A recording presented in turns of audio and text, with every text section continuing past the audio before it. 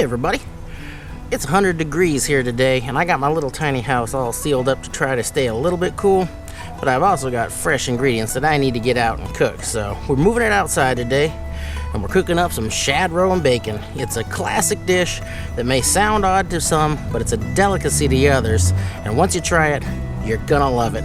So let's get started. I'm gonna go ahead and I'm gonna crisp up some bacon here, because this is almost exclusively served with crispy bacon, and most of the time for breakfast. So I just got some nice bacon here. I'm gonna crisp it up, and then I'm gonna hold back that fat for frying our roe.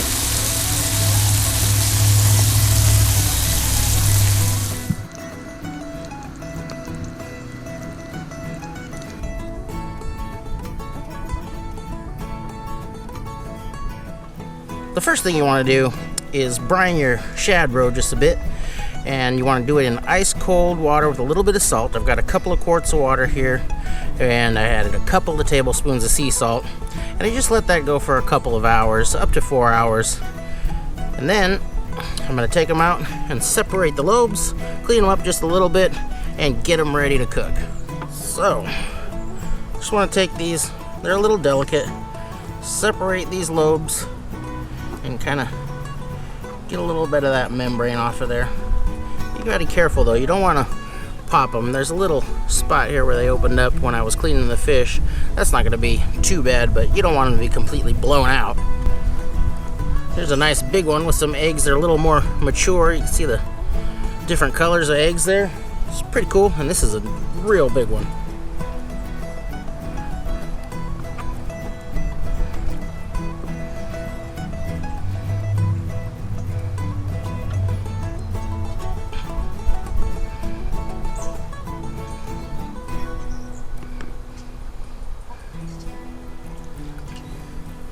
Now, these shad I bled when I caught them, and that's why this roe is the color that it is. There's a lot more blood in the roe if you don't bleed your shad, and it's a really good idea to bleed them when you catch them, and it makes your roe real beautiful and taste better.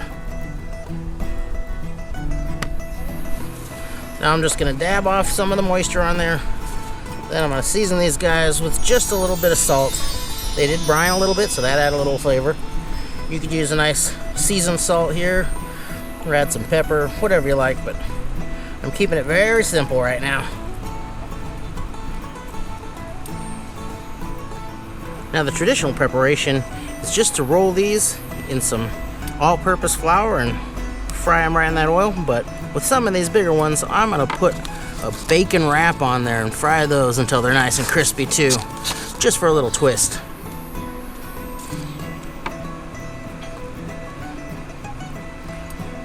Oh, real easy. Should be about one strip of bacon per. That looks pretty good. Alright, I got a new pan. I'm going to put in my bacon fat. But that's not enough, so I'm going to add some vegetable oil to that too, which is also going to help to bring the smoke point down a little bit.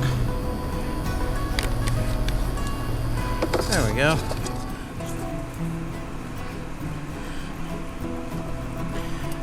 Just toss in that flour while my oil's heating up, and that'll give it a few minutes for that flour to set on there real nice. Now there's a number of ways I can check to see if my oil is hot enough. I can of course use my thermometer.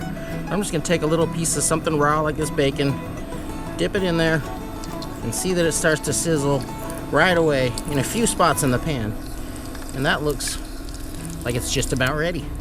So I'm going to start with the bacon wrapped roe, because they're going to take a little longer to cook being insulated with that bacon.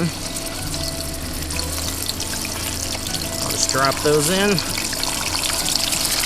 keeping the loose ends on the bottom so they will grab on, hopefully.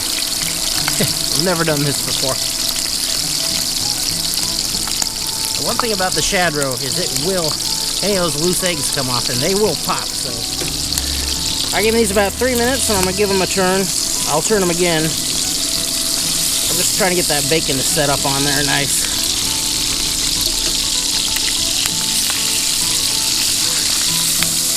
Woohoo! Fireworks!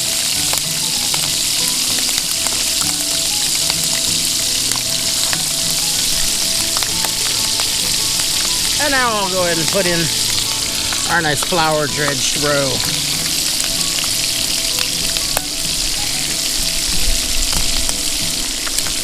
Kind of shake down the excess flour and get them right in there. And those should take about 4 or 5 minutes per side on kind of a medium to medium high heat.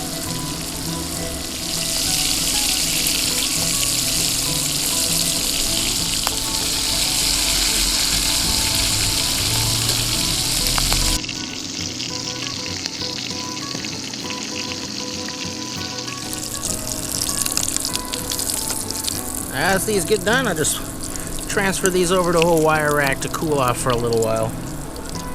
But boy, doesn't that look delicious. And that's the dish. And normally this would be served with some grits and maybe some scrambled eggs for breakfast. But today I'm gonna put a little twist on here for a little something new.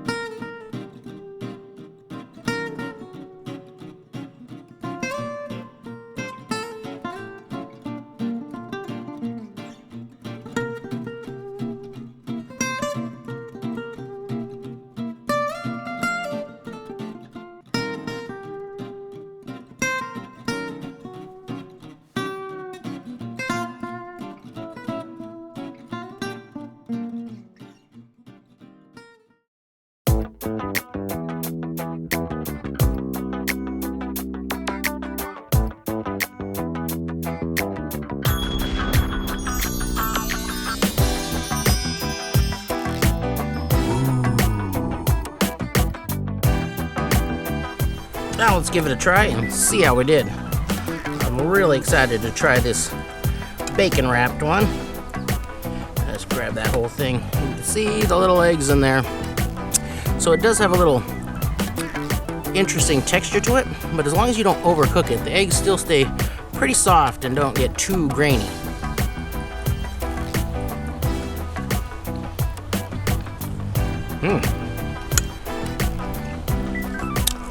Well, that worked out very well. If I were to do it again, I'd probably cut those roe sacks in half and get a tighter wrap with that, wrap them all the way around with the bacon.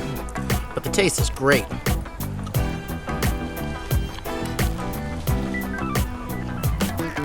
And the traditional, with that little maple gas streak, I guess you could call it. That's a real good match. Woo. So good. So underrated, at least on this coast. Well, if you get the chance, I really hope you try this, and I really hope you love it. And if you do, please like and subscribe for more. Thanks for watching.